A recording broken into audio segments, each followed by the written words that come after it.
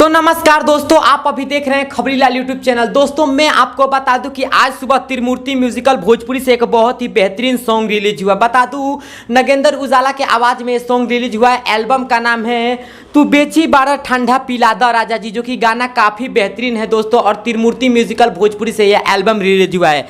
बता दूं दोस्तों कि इस गाने में मॉडल के रूप में काम किए हैं वनु द ग्रेट, जो कि भोजपुरी की काफ़ी बेहतरीन मॉडल है दोस्तों। और वही दोस्तों सिंगर की बात करें जिसका एल्बम है, तो बता दूं दोस्तों कि नागेंद्र उजाला के आवाज में यह सॉन्ग है और काफ़ी बेहतरीन वीडियो सॉन्ग है। बता दूं दोस्तों कि इस गाने में राइटर की बात करें तो अर्जुन शर्मा इस गाने की राइटर हैं। और वही बात करें म्यूजिक डायरेक्टर की, तो मैं आपको बता दूं कि उज्जवल कुमार जो कि इस गाने के म्यूजिक डायरेक्टर हैं। और त्रिमूर्ति म्यूजिकल भोजपुरी पे सॉन्ग रिलीज हुआ है। एल्बम का नाम है बेची बारह तू ठंडा पिला दा राजा जी, जो कि काफ़ी बेहतरीन एल्बम है नागेंद्र उजाला के आवाज़ में।